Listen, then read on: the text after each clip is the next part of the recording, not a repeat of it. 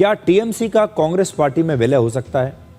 देश की राजनीति में आज इस खबर की बड़ी चर्चा हो रही है और अगर ऐसा होता है तो क्षेत्रीय पार्टियों के लिहाज से पिछले 4 दशकों में यह सबसे बड़ी राजनीतिक खबर होगी। पिछले 4 दशकों में आज तक टीएमसी जैसी किसी बड़ी क्षेत्रीय पार्टी का किसी राष्ट्रीय पार्टी में इस प्रकार से विलय नहीं हुआ है। 1990 के दशक में कांग्रेस की राजनीति में एक बड़ा ट्रेंड चल रहा था जब कांग्रेस के कई बड़े बड़े नेताओं ने पार्टी को छोड़कर अपनी क्षेत्रीय पार्टियां बना ली। ममता बनर्जी और शरद पवार जैसे नेताओं ने अपनी पार्टियां बनाई और अपने अपने राज्यों में वो क्षेत्रीय क्षत्रप बन गए। उन्होंने अपनी अपनी सरकारें भी बना ली। उस समय इन सभी नेताओं ने कांग्रेस को छोड़कर उसे बहुत कमजोर कर दिया और धीरे धीरे इन सब राज्यों में कांग्रेस के ये पुराने नेता मजबूत होते चले गए, इनकी पार्टियां मजबूत होती चली गई और कांग्रेस वहां पर कमजोर हो गई। लेकिन अब अगर टीएमसी कांग्रेस में मिलती है तो पहली बार कोई बड़ी क्षेत्रीय पार्टी कांग्रेस में वापस लौटेगी। वैसे ममता बनर्जी कांग्रेस पार्टी में अपनी खुशी से नहीं, स्वेच्छा से नहीं, बल्कि मजबूरी में लौटेंगी। अगर लौटी तो आज ममता बनर्जी के पास अपनी पार्टी को टूटने से बचाने के लिए कांग्रेस में विलय करने का ही एकमात्र विकल्प बचा है। अगर ममता बनर्जी ऐसा नहीं करती तो हो सकता है कि टीएमसी उनके हाथ से छिन जाए। जैसे आपको याद होगा कुछ समय पहले महाराष्ट्र में उद्धव ठाकरे के हाथ से शिवसेना निकल गई थी। लोकसभा में ममता बनर्जी के 28 सांसद हैं टीएमसी के। इनमें से 19 सांसदों ने लोकसभा स्पीकर को पत्र लिखकर लोकसभा में अलग बैठने की मांग कर दी है और इन्होंने हस्ताक्षर भी कर दिए उस पत्र पर। यानी टीएमसी के 19 सांसदों ने बगावत कर दी है। 28 सांसदों का 2/3 जो नंबर होता है वो होता है 19, क्योंकि किसी भी पार्टी को तोड़ने के लिए 2/3 नंबर चाहिए होता है। तो 28 सांसदों की ये पार्टी है, इसका 2/3 नंबर है 19। यानी लोकसभा में ममता बनर्जी की पार्टी अब टूट सकती है क्योंकि इनके पास नंबर है। लेकिन अगर ममता बनर्जी कांग्रेस में शामिल हो जाती है तो टीएमसी के ये 19 सांसद तब पार्टी शायद ना तोड़ पाए, पार्टी ना छोड़ पाए और तब इन्हें मान्यता नहीं मिलेगी। इस गणित को समझिए। कांग्रेस के इस समय लोकसभा में 98 सांसद हैं और ममता बनर्जी के 28 सांसद हैं।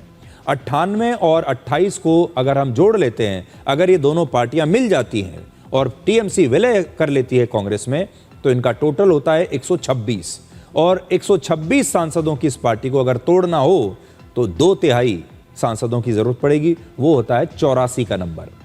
यानी कांग्रेस में टीएमसी के विलय के बाद कम से कम 84 सांसद जब एकजुट होंगे तभी वो पार्टी को छोड़ पाएंगे या तोड़ पाएंगे और ये इस समय बहुत मुश्किल है। इसलिए हो सकता है कि ममता बनर्जी अपनी पार्टी का विलय कांग्रेस में कर दें। हो सकता है कुछ दिनों के लिए करें, हो सकता है परमानेंटली कर दें। लोकसभा में जिन सांसदों ने ममता बनर्जी का साथ छोड़ दिया है उनकी लिस्ट आ गई है और उस लिस्ट में ऐसा कहा जा रहा है सयानी घोष, यूसुफ पठान और शत्रुघ्न सिन्हा जैसे लोग भी शामिल हैं। ये नेता एक जमाने में ममता बनर्जी के बड़े करीबी लोग माने जाते थे, लेकिन आज इन्होंने भी ममता बनर्जी का साथ छोड़ दिया है। यह भी कहा जा रहा है कि हस्ताक्षर तो 19 के हैं, लेकिन कई और ऐसे सांसद हैं टीएमसी के जो इस समय पार्टी को छोड़ने के लिए तैयार हैं, ममता बनर्जी का साथ छोड़ने के लिए तैयार हैं। टीएमसी के कांग्रेस पार्टी में विलय की अभी सिर्फ अटकलें ही लग रही हैं। हालांकि ममता बनर्जी 9 जून को सोनिया गांधी से मिलने के लिए उनके घर गई थी।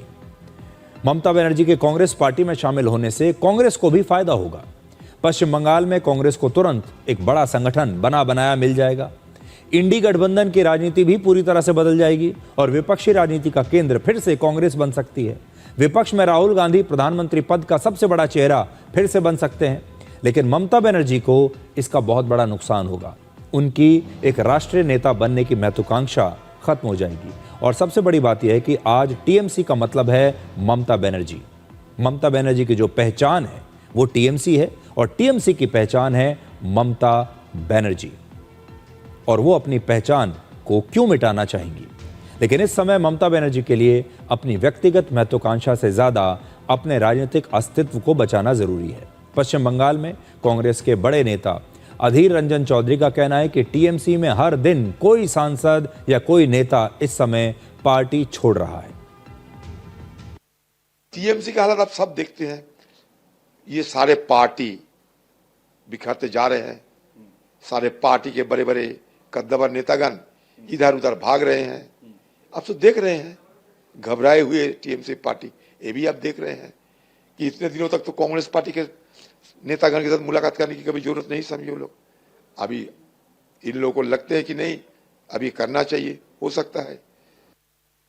दिल्ली में क्या मीटिंग चल रहा है उसके ऊपर एक भी शब्द नहीं बोलूंगा। ये इंडिया ब्लॉक का एक बहुत इंपॉर्टेंट मीटिंग था और उसके बाद थोड़ा फॉलो अप मीटिंग्स वो दोनों पार्टी का वो हो सकता है और हो रहा है। तो सोनिया जी कांग्रेस का लीडर है, ममता जी हमारा लीडर है, तो राहुल जी उनका लीडर है, अभिषेक हमारा लीडर है। तो वो लोग क्या मीटिंग में क्या हुआ नहीं हुआ इसके ऊपर कोई कमेंट नहीं करूंगा। लेकिन बड़ा सवाल यह है कि क्या कांग्रेस से हाथ मिलाकर ममता बनर्जी अपने सांसदों की बगावत को तब भी रोक पाएंगी? उनके लिए अपनी पार्टी में बगावत को लेकर आज दो बुरी खबरें आईं। पहली ये कि ममता की करीबी राज्यसभा सांसद सुष्मिता देव ने आज इस्तीफा दे दिया। असम की रहने वाली सुष्मिता देव पश्चिम बंगाल से टीएमसी की राज्यसभा सांसद थीं, वो असम की हैं और आज इस्तीफा देने के बाद सुष्मिता देव ने असम के मुख्यमंत्री हिमंता बिस्वा शर्मा से भी मुलाकात की। सुखेंदु शेखर के बाद वो दूसरी टीएमसी सांसद हैं जिन्होंने राज्यसभा से इस्तीफा दिया है। राज्यसभा में टीएमसी के 13 सांसद हैं और अब ये घटकर रह गए हैं 11।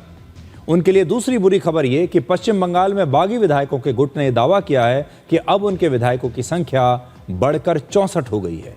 कुछ दिन पहले तक बागी विधायकों की संख्या 58 थी, अब 64 हो गई है। पश्चिम बंगाल में टीएमसी के कुल 80 विधायक हैं और इनमें से 64 की बगावत के बाद अब ममता बनर्जी के साथ सिर्फ 16 विधायक बचे हैं और आज बागी विधायकों के गुट ने दावा किया कि वो कांग्रेस पार्टी में शामिल नहीं होंगे।